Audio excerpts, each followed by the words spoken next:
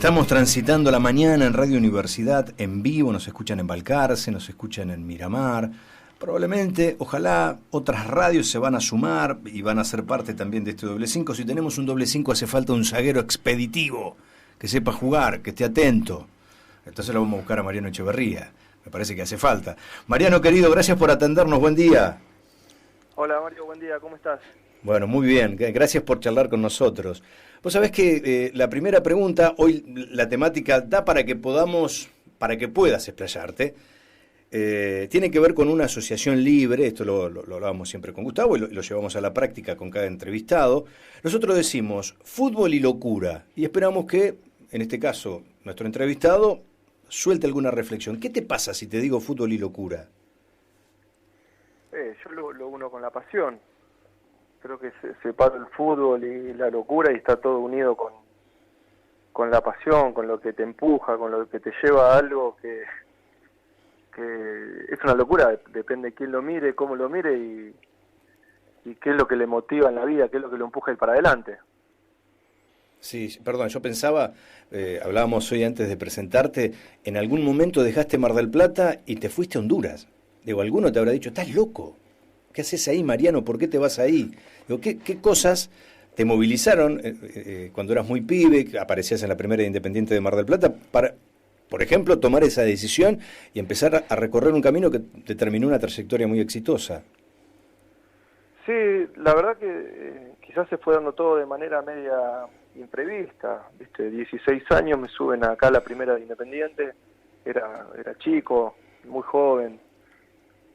Y bueno, quizás eran épocas donde el fútbol en Mar del Plata uno no lo veía como un medio de vida. Entonces se daba todo de manera natural y disfrutando, no asociándolo tanto con la locura, sino con la pasión. Después sí se fueron dando unas situaciones como la que vos decís, de ir a un país habitualmente no nombrado futbolísticamente, y menos, yo me fui en el 2002, Mario, hace 20 años, donde no había comunicación, no había internet, no había estas cosas que hoy te unen tanto y te hacen toda una vida un poco más sencilla. Entonces, para muchos era una locura, pero bueno, para mí era empezar a recorrer un camino que nunca imaginé dónde me iba a llevar, que quizás es más loco todo lo que ustedes conocen que lo que no conocen. Claro. Porque el haber elegido lugar, por ejemplo, lugares como Honduras para ir a jugar al fútbol, ahora Malasia para trabajar como técnico, de apellidos hay 3 millones dando vuelta por el mundo, pero haber llegado a la selección argentina para mí es una locura más grande que el haber estado después en estos países. Por eso yo, hola Mariano, Gustavo, ¿cómo estás? Hola Gustavo. Yo lo que pienso es ¿cuáles son las locuras? Porque eso es cierto lo que vos decís, que la locura es desde de la mirada del otro, quiero decir, ¿no? ¿Qué locuras vos sentís que sí fueron locuras que hiciste en relación al fútbol? Y la verdad que en el 2000, 2002, cuando me fui, creer que iba a ser mi medio de vida. Claro. Porque yo estaba estudiando educación física, ya estaba en tercer año, estaba bastante avanzado y bueno, cambio esto pero por el otro, las dos cosas al 100%, dejo una al 100 y agarro la otra al 100. Y me la creí que tenía que ser así. En el transcurso de haber estado allá, recuerdo que me hayan llamado para volverme a jugar los viejos regionales. Y para mí no era viable, ya tomaba la determinación de hacer una carrera afuera y de vivir del fútbol, y no era opción volver a Mar del Plata. Porque yo ya había visto la experiencia de muchos chicos que habían vuelto, y después volver a salir y todo lo que la poca trascendencia que tenía el fútbol desde acá, me quedaba tener una nueva oportunidad. Hoy sí, hoy justo recién lo hablaba con un amigo de la posibilidad de, por ejemplo, de que los partidos de reserva se transmitan. Claro, sí. Eso era inviable. Hoy no necesitas jugar en primera como para que tu carrera tenga un sustento. Tenés imágenes, estás armado, tenés scouting por el mundo que están haciendo seguimiento a los jugadores. Bueno, en nuestra época eso no existía. Necesitamos también a veces alguien que nos esté mirando en el momento justo, en el partido justo, y que nosotros le demos el envión como para que esa cosa mágica suceda a veces en la vida, viste, que vos te parás a ver cosas que te pasaron y vos decís, che, sí, fue este segundo, y bueno, me pasó y después sí, lo loco es toda la carrera que se me termina armando por una decisión de decir, che, voy por el lado del fútbol. Sí, y que muchas veces un montón de chicos han ido a Centroamérica. Yo he estado por ahí, hay infinidad de argentinos dando vuelta, y vos los habrás visto, y la verdad, no muchos muy poquitos terminaron haciendo la carrera que hiciste vos. Sí, te digo la verdad, por el mundo hay muchos argentinos, en Centroamérica en esa época también ya había muchos, pero no, yo no, por lo menos no recuerdo a nadie que haya después, por ejemplo, llegado a la selección. Por eso, qué locura. Eso sí era bastante raro, sí, que después hicieron carrera en los países de Centroamérica. Claro. Yo estuve cerca de nacionalizarme para jugar para la selección de Honduras, me terminé justo ese año volviendo, pero por ejemplo el técnico hoy de la selección de Honduras era un chico que jugó conmigo en Honduras, un chico de Mendoza, Diego Vázquez. Me acuerdo que estaba Daniel Roselo, un chico de Belgrano que era sí, claro, que había jugado en primera, pero bueno, es más importante por ejemplo, en el Olimpia de Honduras, que hoy está dirigiendo el Otroglio, que lo que puede representar para Belgrano. Entonces, son jugadores que van y hacen su carrera en Centroamérica, en México, en muchos países a los cuales después les cuesta reincorporarse a la Argentina y tener un nombre más importante.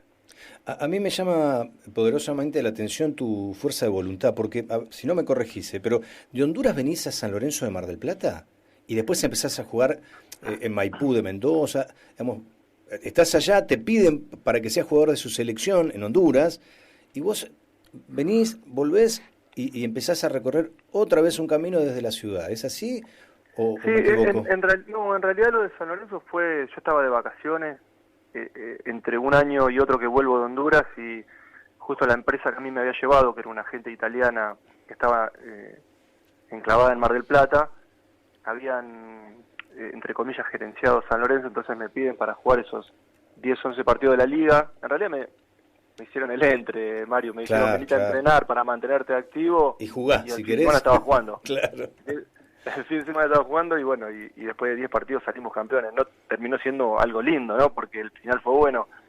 Pero no, la verdad que era como las vacaciones que yo tenía y me aprovecharon para jugar. Tu familia después, contenta, sí, ¿no? Sí, no. Ya termina estando acostumbrado, aparte de estar en Mar del Plata. La verdad que no era, la idea no era mala, porque viste, estar en casa tampoco está tan bueno. Claro. Y después hay como un golpe de suerte, jugás en los torneos de ascenso con Chacarita, porque sos uno de los héroes de Chaca, jugás y le das el ascenso, y ahí aparece Mariano Echeverría, ya como un futbolista de élite. Todos empiezan a mirar a Mariano Echeverría. ¿Qué recordás de ese momento, ¿no? ¿Qué importante fue Chacarita en tu vida, ese gol, ese ascenso? Sí, en realidad yo me voy un año más atrás, que es el ascenso que tenemos acá en Mar del Plata contra Alvarado, yo jugando para Deportivo Maipú, que está en Nacional B. Porque en realidad, cuando se da el ascenso de Chacarita, yo ya estaba en Chacarita, el tema es cómo llegás. Entonces, bueno, a partir de esa final, un año previo, porque me tocó ascender 2 años seguidos con Deportivo Maipú y al año siguiente con Chacarita.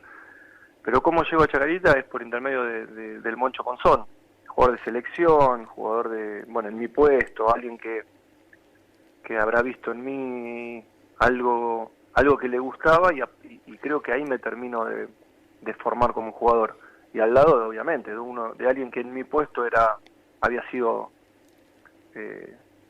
jugador de selección, jugador de final de mundial. Entonces, claro, creo que sumé muchos conceptos que me terminaban formando ese año como jugador. Y bueno, también tenés que tener ese plus de que el resultado acompañe tu desarrollo, tu formación.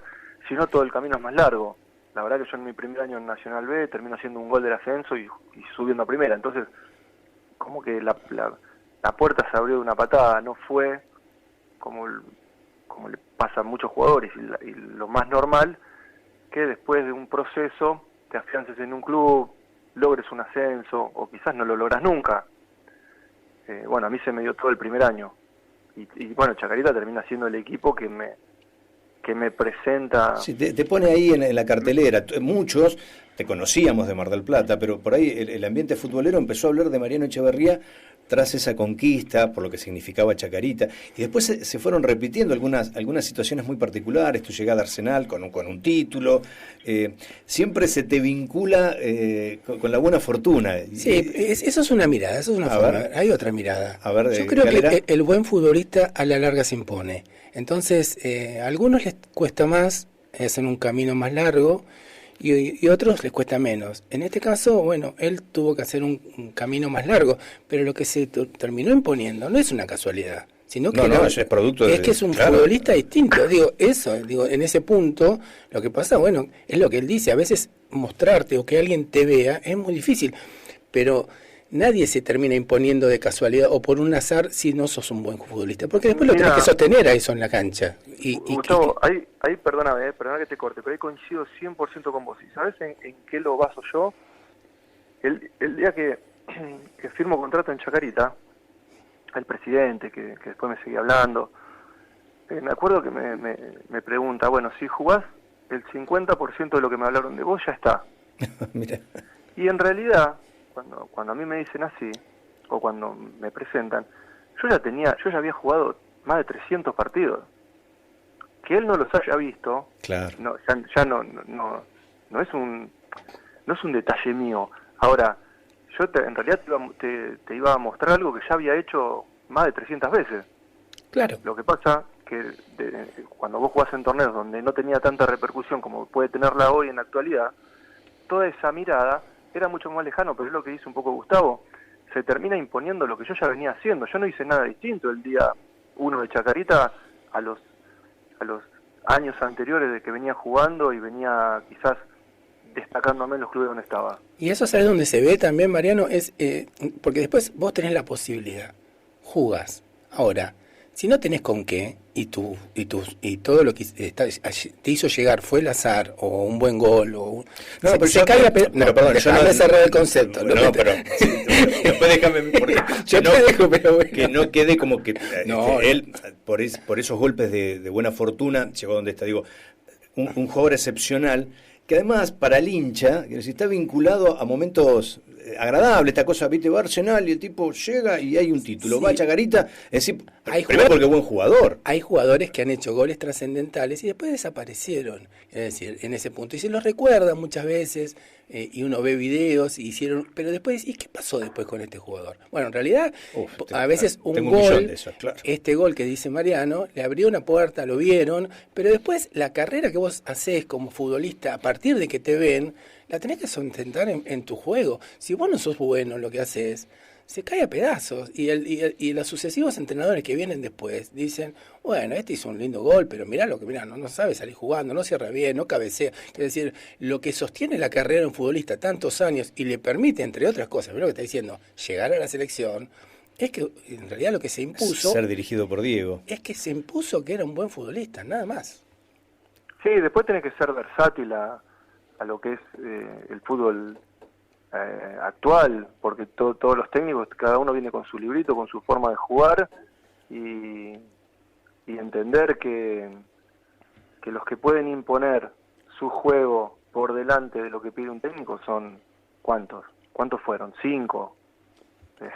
Rápidamente te puedo nombrar a Riquelme, Verón, todos los demás. Si vos no tenés la posibilidad de adaptarte a lo que pide el técnico nuevo, cada vez que va cambiando un proceso, te vas quedando en el camino. Y más siendo central. Sí, más siendo central que, gracias a Dios, el juego evolucionó para lo que a mí me gustaba. Claro. La verdad que yo he tenido técnicos que no les gustaba salir jugando. Claro. Y bueno, y yo trataba de imponer lo mío, de jugar a partir de lo que a mí me gustaba, que era darle la pelota a un compañero al pie. Entendiendo que era más difícil, pero a la larga era más productivo para el equipo. Y bueno, me ha tocado también en un momento esperar sentado porque no era del gusto de los técnicos que le gustaban mi estilo de juego. Entonces trataba de mechar en algún momento lo que me pedían con lo que a mí me gustaba, arriesgar cuando podía. Y bueno, y esa arriesgar era un poco lo que a mí me llevaba a divertirme dentro del juego. Yo quería también sentir que lo que hacía me representaba, porque viste, uno siempre asociaba con el central rústico, alto, que la tenía que tirar afuera y tenía que cabecear una lámpara, y no era así el fútbol, para mí. Claro, o el entrenador que le pide al central que le cruce la pelota y vayan a segunda jugada, quiero decir, ¿no? Que busque cruzar algún extremo por el otro lado y vayan a segunda jugada a apretar en el campo rival. Es decir, claro, claro. Lo que pasa que ahí vuelvo siempre al Moncho, que fue la persona que a mí me hacía romper líneas con pases que yo decía, por momentos yo le decía, Moncho, la pelota no entra, y me decía, hacela entrar. Mirá escondé la mirada, no mires el pase, no mires a dónde la vas a tirar, mové tu cuerpo de manera que no se identifique dónde va la pelota. Bueno, a mí esas cosas me nutrían, porque yo sentía eso, un poco de ese fútbol engaño, y de poner a un jugador, un compañero mío en ventaja, y no que la pelota tenga que ser disputada de manera aérea y después de ahí volverla a recuperar en 3/4 para empezar a jugar. ¿Vos sabés que llama la atención? Está bueno que lo digas, porque el Moncho Monzón está como identificado con el fútbol más brusco, ¿no? Que esa imagen en la final, la expulsión, un tipo muy bravío, muy guapo, un tipo que siempre iba al frente y que jugaba siempre al límite del reglamento. Y ahora nos contás que en este caso con vos era todo lo contrario, esta cosa juegue, Mariano, anímese, y está muy bueno. Sí, tenía una personalidad que a mí me gustaba, que era la de ser transparente, viste, no dar mucha vuelta para la situación. Che, mira, esto es así, y hacelo porque podés, vas a poder, y si la pelota no entra, hace que entre. Entonces, claro, bueno, vos tenés que buscar las variantes como para que se luja, y encima me pedía algo que me llevaba a un crecimiento personal en cuanto a lo deportivo, porque era, como te digo, esconder el pase, mirar a un lado para tirar al otro, jugar en corto pero siempre mirando en largo. Me dio muchos tips de, como él decía, él me decía, yo te voy a dar tips de selección, me lo decía siempre en forma de chiste. Y bueno, después está en que el jugador esté abierto y receptivo a escucharlo y probar qué es lo que más te sirve de acuerdo a tu juego. ¿Y eso lo escuchaste en inferiores alguna vez? Digo, viste que hoy la discusión es que a los pibes, a los que juegan de defensores, muchas veces le piden esto, lo que sea expeditivo, porque hay que ganar. Nosotros con Gustavo, el programa está pensado para esto, para dar batalla cultural a estos que dicen que hay que ganar todo el tiempo, y nosotros tenemos que hay que formar a los jugadores. Entonces, bueno, le dicen a los zagueros, que son grandotes, que la tiren siempre, ¿sí? O que vaya el pelotazo para el 9 y vamos a la segunda pelota. Digo, ¿cómo fue tu proceso formativo? ¿Qué te pasó a vos? No, la verdad que el proceso formativo mío fue muy lúdico, porque la realidad es que nunca me podría comparar con equipos como nosotros llamábamos en esa época de AFA, porque la realidad es que nosotros era todo muy lúdico. En mi caso, yo había arrancado mi gran parte de formaciones como volante central, entonces quizás yo traía esas características de que me gustaba jugar y dárselo a un compañero. Entonces, cuando me ubican en la posición de central, yo lo que sabía hacer lo mantuve. Claro. Yo no podía cambiar mi juego, mi forma de sentir, mi forma de ver el fútbol. Ahora, en la etapa formativa, nosotros no estábamos obligados a ganar. Claro. Y por eso también hablamos de que, o por lo menos en los debates que se arman de fútbol, en la etapa formativa tiene que haber formadores. Por ejemplo, yo cada vez que me llama alguien para trabajar, lo primero que digo es, yo no sé trabajar con chicos, hay mejores. Entonces, cuando yo aclaro eso, no es que digo que no puedo entrenar a un chico de 8 o 10 años. Claro que sí, sé que lo puedo hacer, pero no soy el mejor. Entonces yo no puedo ponerme a la altura de un formador cuando no lo siento, no es mi función. Sí puedo recibir a un chico de 18 o 20 años que todavía le falten el último acondicionamiento como para sentirse profesional, pero ya tiene que ser parte de un plantel de primera división. Claro. Creo que con esos chicos puedo trabajar, me siento capaz, y lo puedo hacer de manera correcta. Entonces, En la formación, formadores, y en el profesionalismo, profesionales. En los formadores, determinados pedidos, y en el profesionalismo, con las exigencias y la presión que lleva, otros pedidos. Pero bueno, en esos pedidos está encubierto el resultado. Claro, sí, sí. Mariano, en esta nueva etapa tuya, como entrenador, te vas a un lugar desconocido. Exótico, Exótico, en principio. Sí, debe ser muy lindo. Sí, claro. Las Pero playas. ¿hay algo de la repetición de esa épica tuya cuando te fuiste a Honduras? Porque como en ese momento te vas a jugar a un lugar desconocido, ahora te vas a dirigir a un lugar para nosotros, para los que estamos en el otro lado del mundo, que nos resulta muy poco conocido. ¿Qué pensás ahí? ¿Cómo es tu razonamiento? ¿Qué te lleva a ir? No, mira, la realidad es que luego de retirarme, a los 8 meses creo que dirijo la primera de Tigre, que estuve 5 meses. Luego de la primera de Tigre me llama Darío Kudelka para sumarme como ayudante de campo de él en Huracán. Todo esto el año pasado. Y ya la gente de este equipo de Malasia, que es el equipo más importante de todo el sudeste de Asia, ya se me había contactado hacía varios años luego que yo dirigí la primera de Tigre. Entonces, bueno, viste cómo es el fútbol, la globalización llega a que determinadas formas de juego y lo que vos podés transmitir y representar, a veces algunos equipos sienten que es una pieza que les puede servir y otros no. En el caso de Johor, bueno, hacía tiempo que ya venían en la búsqueda de poder cerrarme. La verdad que yo estaba en la primera de Argentina y no tenía la necesidad de hacer esta búsqueda, como obviamente entiendo que a nivel futbolístico es exótica, pero también ahora para obtener el Conmebol Pro tenías que sumar un año de dirigir primera división o 2 como asistente. Entonces también era la posibilidad de completar lo que a mí me faltaba habiendo dirigido la primera de Tigre y de poder obtener esta licencia que me abría también todo el mercado de América, como para poder trabajar, porque la realidad es que si yo me llamaban de Chile o de Ecuador, como había tenido varias propuestas, no podía dirigir. Entonces, a partir de haberme ido, ya en julio de este año, agosto, pude homologar la licencia. Entonces, era un poco... y acá se suman muchas cosas, porque era lo futbolístico, el futuro de tener esta licencia que ya la obtuve y me abre muchos mercados. Y después también como familia habíamos tenido, con mi mujer, desde que nos conocemos, siempre teníamos la idea de vivir en algún país por lo menos un año, como familia y hablando otro idioma. Y bueno, era la oportunidad, digamos, bajo el club, que teníamos el respaldo de poder cumplir el año de contrato, que no es poca cosa hoy, no depender de un resultado. Mucha gente extranjera trabajando en el club, que eso facilita la parte social. Y bueno, los chicos en una edad que todavía los podía llevar.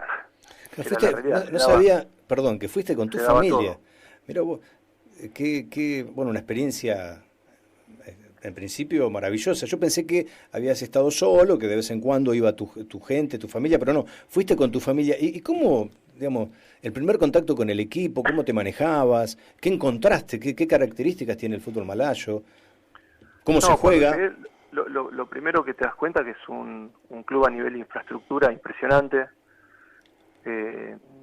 Bueno, el dueño es el príncipe heredero de Johor, que está muy involucrado con todo el tema de fútbol y polo. Tiene a los chicos a toda la familia Pieres jugando en su equipo de polo y después tiene el equipo de fútbol. Entonces con eso divide el año. Y la verdad que me encontré con un club en pleno crecimiento, pero que no para, Mario. Es una cosa increíble en cuanto a que todo lo que sea para mejorar al club, ellos año tras año lo incorporan. Por ejemplo, ahora el día 28 ya hay un amistoso contra el Borussia Dortmund ahí mismo en Malasia. Entonces, todos los convenios que se puedan hacer como para que el club crezca de desde todo punto de vista, desde la formación, por ejemplo, contratando gente extranjera para lo que sería la academia del club, y en cuanto al equipo principal, los mejores jugadores del país, de la zona, y después hay un par de refuerzos que las leyes son, por ejemplo, cupos extranjeros asiáticos, extranjeros, siempre en la búsqueda de mejorar el club, y el club apunta a todo lo que pueda, a todos los frentes que pueda atacar, lo hace, y lo hace a primer nivel. La verdad no sé si han tenido la posibilidad de ver el estadio del Sultán Ibrahim, o en algún momento, cuando tengan la posibilidad, googleenlo, es fantástico, y está sacado de réplicas de estadios europeos. Y bueno, también obviamente que todo esto vaya de la mano de un príncipe hace que las cosas sean más sencillas en cuanto a los tiempos. Claro. ¿Y qué cosas locas viste del fútbol? Siguiendo la tónica del programa, claro. ¿Qué cosas locas viste ahí en Malasia en relación al fútbol, no? No sé si tanto relacionado al fútbol. Lo que sí, las costumbres musulmanas son muy diferentes a las occidentales, entonces esas cosas me parecieron mucho más nutritivas de parte del crecimiento personal que lo futbolístico, porque la realidad es que sí, que te diga que quizás la pelota parada, no sé, se le da menos importancia, no sería tan fructífero a nivel social como que yo te diga que hay un mes, en el mes del Ramadán, por religión, que tenemos que entrenar a la noche porque los jugadores de sol a sol no comen, ni toman líquido. Por ejemplo, desde las 6 de la mañana que aparece el sol hasta las 6 de la tarde, 6:20 o 21, porque es todo por minuto, no comen ni beben, hace que nosotros tengamos que entrenar posterior a ese horario. Entonces recién podemos entrenar 8:30 durante ese mes, porque los jugadores recién se alimentan a partir de las 6, 7 de la tarde. Entonces todas esas costumbres a nivel religión han sido mucho más extravagantes de lo que puede haber sido lo futbolístico. ¿Y la comida? La comida, por ejemplo, cuando en todos los viajes que tenemos, siempre hay menú malayo y menú occidental. La verdad que no es distinta, sí son comidas con muchas especias, muy saborizadas. En mi caso nunca he tenido problema con la comida, pero obviamente que siempre terminamos comiendo espaguetis, comidas más tranquilas. Pero bueno, no es nada, sí hay mucha fruta, y bueno, todos estos lugares tropicales, el clima, 28 grados todo el año, hace que la vida no se sufra tanto como puede ser cuando hay frío. No, y te decía esto de la comida porque a nosotros nos pasó cuando fuimos con Ale Giuntini a Costa Rica, que por ejemplo jugábamos a mediodía y los ticos ahí desayunaban una cosa que se llama gallo pinto, que era arroz con frijoles y alguna carne, qué sé yo, a la mañana arrancaban con eso. Y un día nos pareció una locura, y se lo quisimos sacar, y nos hicieron, casi nos hacen un motín, quiero decir, ¿no? Porque era como meternos con su vida, quiero decir, ¿no? Y bueno, nada, imagínate vos. Eso es similar, sí, eso es similar porque, por ejemplo, nosotros allá hay nutricionistas de Argentina, y bueno, claro, ¿qué tratas primero? Tratás de hacer lo correcto de acuerdo a todas las herramientas que te dan, que son completas. Pero no, vos después tenés que tratar de acomodar tu aporte nutricional a la comida de ellos para que no sea un choque cultural en el cual el jugador no quiera cenar, esté sentado en la cena, te haga el acting de comer y después se vaya a comer a otro lugar, sí, porque no le gustó la comida. Nosotros le pusimos un desayuno, se levantaron y había media luna con cosas, salieron corriendo. No comió nadie.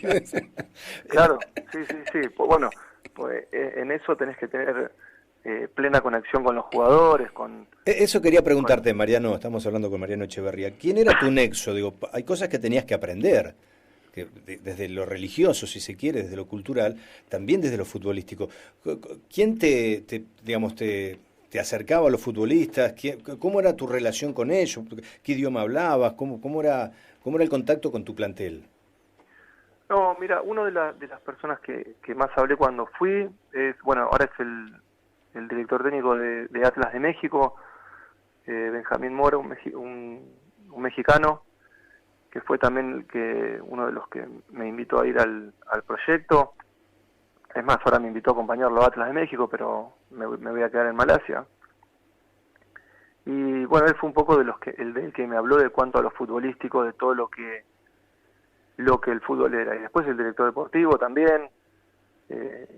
Y bueno, y en mi caso yo soy una persona bastante observadora. Entonces, acostumbrado a tantos años en el fútbol, sabés qué batallas tenés que librar y cuáles no, en cuanto a dentro de un vestuario, en cuanto a lo que es la religión, en cuanto a lo futbolístico, cuánto podés imponer tu idea sin que esa idea sea chocante y negativa para el jugador. Claro. Entonces, bueno, yo creo que siendo abierto, receptivo y observando la situación, el jugador es muy leal, el jugador de Malasia, porque en realidad cuando ve que vos le brindás herramientas sin imponerte, y esas herramientas le dan la capacidad de mejorar en el juego y de ponerse en situaciones ventajosas para el jugador, está predispuesto 100% a escucharte. Sí, yo creo Entonces, que siempre va, me parece que en las formas. Si vos vas de una manera, y yo soy argentino, me la sé toda, vengo de acá, jugué en tal lado, gané, esto es como yo digo, realmente las puertas se te van a cerrar más rápido de lo que se te abrieron. Ahora, si vos te sumás, como yo te digo, y volvemos al tema de la comida, si vos tratás de hacer un mix entre lo que ellos tienen, lo que vos le podés aportar, donde vos ves en qué lugar podés apretar un poquito para que el jugador dé más, y cuando el jugador dé más se dé cuenta, bueno, todo eso hace que el jugador en un momento se abra, y por más que uno sea el técnico, entiendan que uno está para ayudarlos, y bueno, en ese caso creo que con todo el grupo de trabajo dimos en la tecla. sí, yo te diría que vos dijiste el jugador de Malasia es muy leal. Yo creo que el futbolista es muy leal en general en el mundo, sobre todo frente a un entrenador que le propone algo. Que tiene este discurso. Y que le propone algo que el futbolista ve que tiene recursos, porque en realidad la lealtad del futbolista se termina cuando el entrenador que está enfrente, bueno, se maneja con otras artimañas, ¿no? Sí, creo que ser claro, ser frontal, tratar de ayudarlos. Hay algo que los que hemos pisado el vestuario entendemos que es tratar a todos de la misma manera, toque jugar o no, porque esto de jugar o no es circunstancial. Hacerlos entender que todos tienen la posibilidad, pero en el fútbol entran 11 y para eso uno trata de equivocarse lo menos posible. En mi caso he tratado de darle la posibilidad a muchos de los jugadores, y eso a la larga del año no solamente me ha dado un respaldo y una confianza a los jugadores, que también sin el resultado la credibilidad se pierde. Entonces, bueno, era hacer ver los síntomas que uno ve del fútbol de Malasia, tratar de atacarlos y que eso rinda en el corto plazo, porque la realidad es que yo llegué solamente con la chapa de donde había jugado y dirigido, nada más. Después tenés que lo que vos transmitís se transforma en resultados. Claro. Entonces, bueno, sí. A nosotros se nos dio, logramos este título que fue el primero de la historia para el club.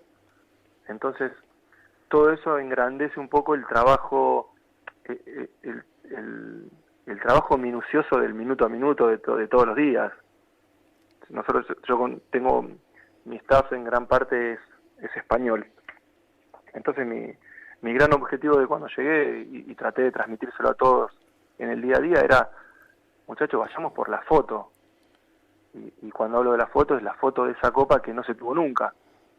Me parece que a veces ponerte un objetivo a largo plazo y uno a corto hace esa búsqueda de ir detrás de la zanahoria. Nosotros era ir detrás de la foto, no ir detrás de la copa, del dinero, de todo lo que trae.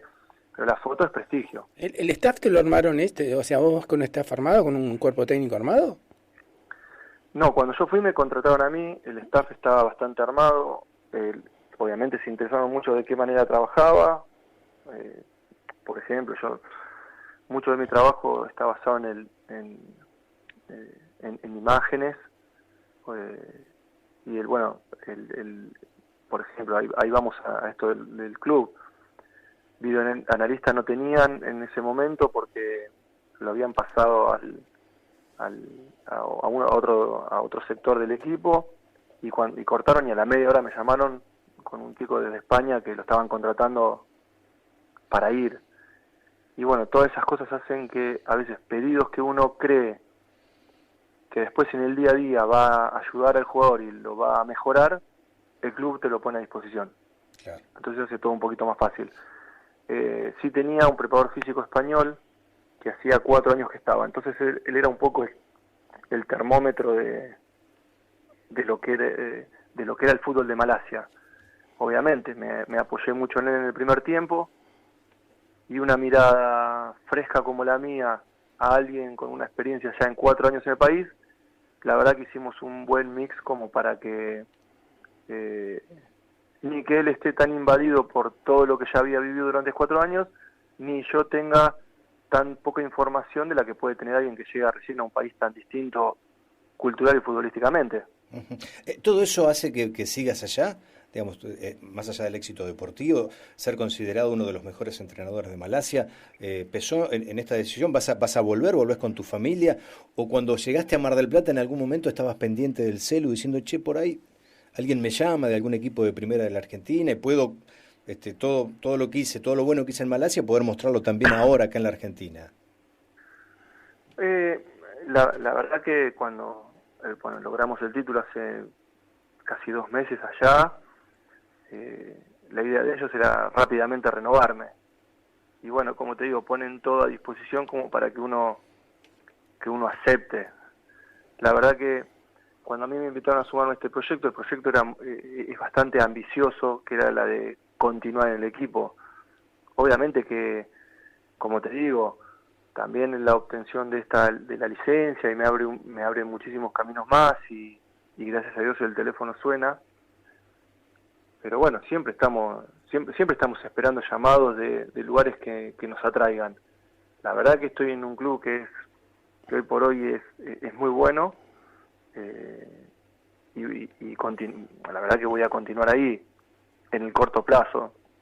Lo que pasa que también cuando te llaman de otros lugares, la verdad que, Mario, que uno está, o por lo menos en este año que estuve, estás amparado bajo un proyecto con tanto sustento, que cuando tiene que venir algo, tiene que ser algo que realmente te mueve el piso. Por ejemplo, yo el otro día hablaba con Facu Oreja, que fue a Independiente del Valle. Sí. Bueno, Independiente del Valle no está catalogado históricamente entre los 4 o 5 más grandes del país, pero realmente que tiene un proyecto que atraviesa todas las ramas, y el resultado termina llegando. Entonces, bueno, yo creo que Yohor en ese caso es muy similar a esos proyectos tan sustentables y que crecen en el tiempo. Y esto de que hay, bueno, esto, ¿no? De esto que está viendo Mariano, bueno, también hay un marplatense que está dirigiendo en India, que yo hablé con él, que se llama Fernando Santiago, que se comunicó desde allá una vez para charlar de algunas cuestiones. Nada, está dirigiendo en la India en equipo de primera división. En un país de miles de millones de personas. Entonces digo, esto que está viendo Mariano y que uno a veces lo ve como algo muy muy extraño, bueno, también es parte de esta lógica del fútbol, de esta interconexión que tenemos todo el tiempo, que ya no es, la distancia ya no son obstáculos, quiero decir, ¿no? Sobre todo para el entrenador argentino. No, pero aparte, Gustavo, vos me nombrás la Superliga India. Sí, claro. Y vos te parás en Asia y vos hablás de la Superliga India, hablás de la Liga de Japón, de la Liga de Corea, y te lo tocan como lugares top. Este chico está dirigiendo ahí, y nada, me escribió una vez y nos pusimos a hablar, es un chico de Mar del Plata, Fernando Santiago, y acá prácticamente no jugó, se fue a Barcelona, bueno, desde ahí empezó a trabajar en el fútbol, y lo contrataron de la India, y bueno, nada, vos, esto de ser argentino, de esta tradición que nosotros tenemos por el fútbol, de tener una mirada muy particular y muy distinta a la hora de vincularnos con el buen juego y con determinado tipo de juego, hace que mundialmente seamos reconocidos, y la posibilidad de trabajo hoy en día es a nivel global. Sí, por eso cada vez que uno tiene la posibilidad de, por ejemplo, de tener estos minutos donde quizás haya chicos o gente que está trabajando en el fútbol, una de las cosas que siempre tienen que quedar como mensaje es que tienen que estudiar inglés. Me parece que ahí está donde radica la gran traba para todos los que tenemos la suerte y la bendición de ser argentinos en cuanto a lo que significa el fútbol a nivel mundial, lo que podemos transmitir y lo que significa la bandera nuestra para este deporte, pero que después la traba idiomática es la que te limita a llegar a estos lugares en donde yo entiendo cuando vos hablas acá con gente y dice no, porque no está la oportunidad, y bueno, sí, yo entiendo de que si vos querés dirigir River y Boca se te va a complicar, se nos va a complicar a todos, claro, porque estás en una fila eterna de candidatos. Ahora, también tenés la posibilidad de romper otros mercados y de hacer tu propia carrera, y yo nunca, no me da escozor dar mi ejemplo. Yo me fui a jugar al fútbol a Honduras y terminé jugando a la selección argentina. ¿Es normal? No sé si es tan normal, pero bueno, quizás hubiese jugado como estuve cerca de la de Honduras y hubiese sido fantástico para mi vida, y en ese caso el idioma me ayudaba. Ahora estoy en un mercado donde el idioma es el inglés, y bueno, como digo siempre, sin haber nacido en Manchester, puedo comunicarme, puedo transmitir lo que sé, y ahí es cuando valorizamos nuestra bandera, que es la que nos da sustento a partir de cualquier acción que hacemos, porque no dejamos de ser un país con raíces futboleras. Claro. Mariano, queríamos agradecerte, felicitarte por lo que has logrado. Seguramente van a seguir los éxitos. Sos un tipo muy, muy pensante, muy reflexivo, tenés una carrera brillante. Y también seguramente por ahí el 25 de noviembre, cuando volvamos a homenajear a Diego, te vamos a pedir alguna reflexión. Te tocó jugar en la selección y tener al Pelusa de Fiorito diciéndote: por acá, Mariano, salga por acá, venga, Mariano. Qué placer, ¿no? Jugar en tu ciudad contra Jamaica, ganar, vestir los colores de la selección y que tu entrenador sea Diego Armando Maradona. Sí, bueno, estoy charlando con ustedes y lo tengo en mi termo, lo estoy viendo. Lo tengo pegado ahí, va a todos lados. Es un poco lo que nos representa, y bueno, para mí hoy no termina siendo una marca de que cuando me presentan en cualquier lugar del mundo soy el jugador que dirigió Maradona, entonces no deja de ser una satisfacción que no sé cuántos han tenido, no sé cuánto hemos merecido tener esto, pero la verdad que es una marca imborrable en mi vida. El haber tenido la pequeña anécdota con Maradona para mí es un montón, es gigante. Y esa anécdota te la vamos a pedir para el 25 de noviembre. Muchas gracias, Mariano, ha sido un placer charlar contigo. Bueno, Mario, Gustavo, un placer, y bueno, para lo que quieran acá estoy. Un saludo. Gracias por todo. Grande. Ahí está, Mariano Echeverría, campeón en Malasia, todo un desafío, esto que decíamos nosotros, las locuras por el amor que uno siente por este juego, ¿no?